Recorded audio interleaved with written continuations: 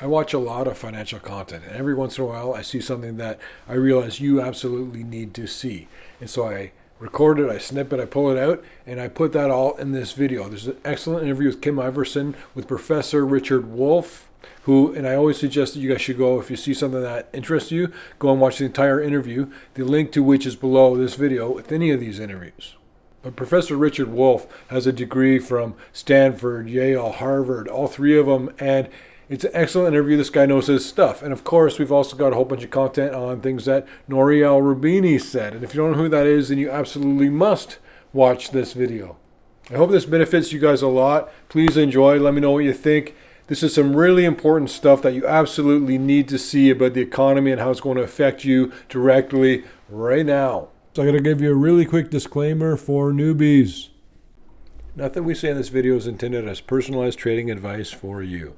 If it's your first time here, my name is Peter Leeds, and along with my entire team, we publish the world-famous Stock Pick newsletter. You know, the banking system looks like it's failing to a degree. They're desperately doing everything they can to salvage it. It looks like with these banks going under, the smaller banks anyway. We don't know what's going on with the dollar, the value of the dollar, what's going to go on with Russia, China, them with their own currency. Really, they're attempting, it seems, to break up Western hegemony, U.S. dollar hegemony around the world. And for the overall U.S. banks, you have about $620 billion of unrealized losses on the securities out of a capital of $2.2 trillion. We are now kind of in the center of an accumulating multiple series of crises. Let me very quickly drive that home. In the year 2020, not that long ago, we had an economic crash, the third crash of our system in this new century. The dot-com crash in 2000, the subprime mortgage crash in 2008 and 9, and now we call it the COVID crisis. Gold was up over 8.5% for March, the best month since July of 2020. So far, gold is up over 9.25% for the year. By the way, the official start of the crash was 2020 in February, and the COVID didn't arrive until March. I mean, it's very clear we had a crash and then a pandemic that made it worse. People have estimated, therefore, the overall losses for the U.S. banking system for the rise in interest rates, both on securities and loans, are equivalent to $1.8 trillion. We had the crash, we had the pandemic. Before either of those were over, we had an inflation, one of the worst ones in our history, still going on. And before that was solved, we had rising interest rates that added to all kinds of chaos and confusion. And now we have the banks collapsing. Wow, that's an awful lot of economic difficulty imposed on any society in a really short historical period of time. When interest rates go higher, the value of securities and loans is lower, and then we have mass liquidity and solvency problems. History teaches us that if you impose on the mass of your people sequential economic catastrophes, too many, too soon, too close together, you're going to have serious social unrest. I'm being as polite as I know how. But look, the last 5 years of our politics should teach anyone, we're seeing the division, the hostility, the bitterness, the separation, the chaos in our politics.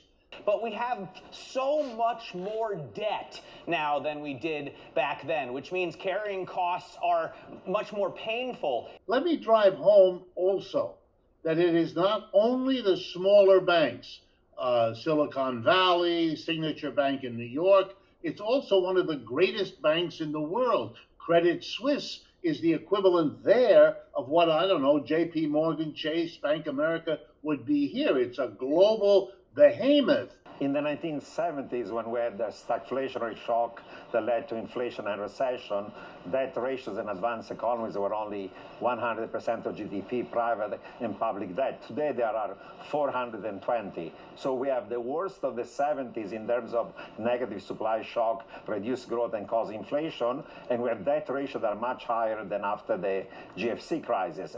But when you have this many banks and I could go on. First Republic Bank, West Bank, California, more and more of them. Now we're entering a recession and financial instability, having to raise interest rates because the inflation is too high. So we get inconsistency and a trilemma.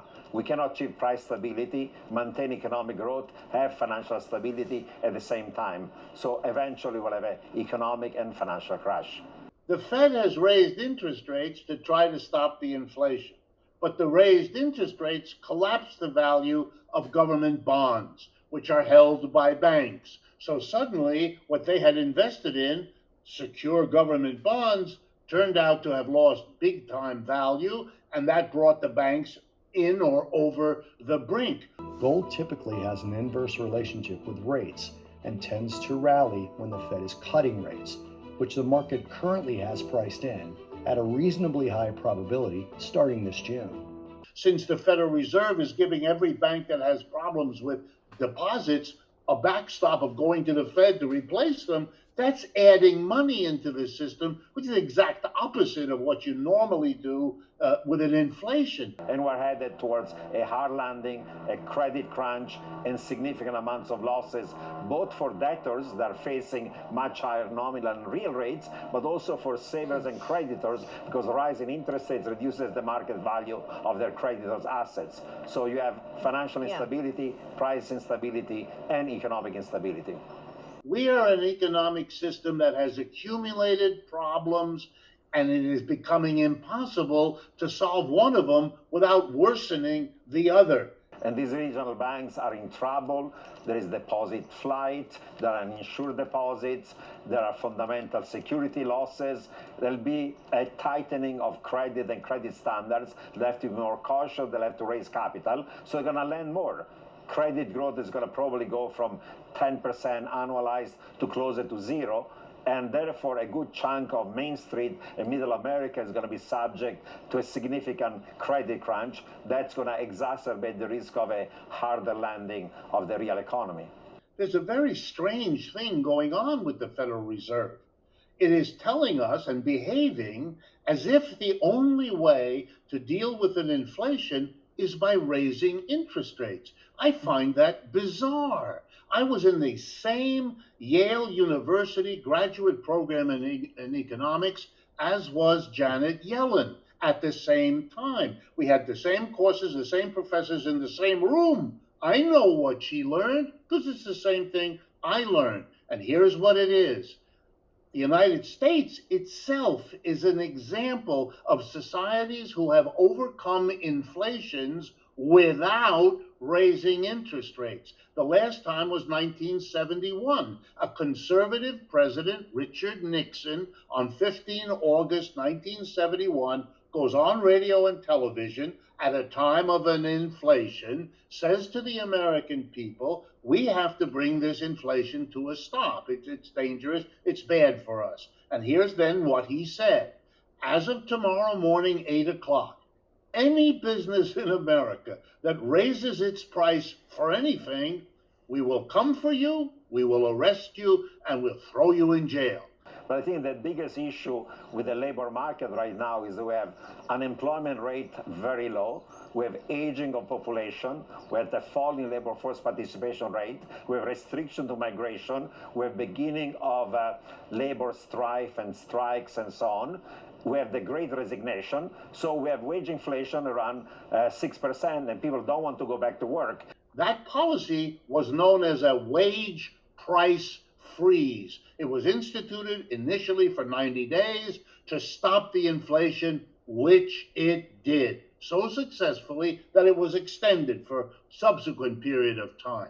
Inflation is not going to fall towards 2%, because in the service sector, the main cost of production is labor cost. And if wage inflation stays around 5-6% with the tightness of the labor market and the power that people have to stay at home, then inflation is not going to fall. And therefore, the Fed will have to hike rates much more than 5%. And if they don't do it, because they worry about an economic and financial crash, there will be eventually a de-anchoring of inflation expectation, a wage price spiral, and we're going to end up with high inflation, recession, and the kind of stagflation like we saw in the 1970s. Have raising interest rates ever curbed inflation? Yes, here's the problem. Sometimes they do, sometimes they don't. Absolutely. We have had situations where we raise interest rates, hope being to stop the inflation. It doesn't work. The inflation goes on, but the higher interest rates crush the economy so that we have more and more unemployment because nobody can borrow money at those high rates. And then we have something we've come to call stagflation, a mixture of stagnation and inflation at the same time. That's a real risk. That has happened repeatedly in the United States, and it would be naive to think that somehow automatically that's not going to happen. We have an enormous investment as a nation in office buildings, tall buildings in all of our cities, full of offices. We got a problem. Because of the pandemic and the crash, millions and millions of American office workers are now working at home and are not going back to work anytime soon. What that means is that office buildings are empty. Large numbers of offices in them are empty and not paying rents. Now follow the bouncing ball. If you don't pay rent in your office building, the landlord of that office building is not bringing in the revenue they anticipated. They borrowed billions from American banks to pay for the erection of those buildings to rent the offices. So they can't pay back the banks because their tenants have left the office and are working from home. When will those bad loans that the banks cannot collect on begin to have to be acknowledged? The government was so panicked in Switzerland, where Credit Suisse operates, that it forced, and I mean that, over the last weekend, forced Union Bank of Switzerland, USB, to merge with Credit Suisse. One monster global bank merging with another to become, a super monster. But here's an interesting thing. The government made that happen. It did not get a vote by the shareholders of either bank. It did not consult.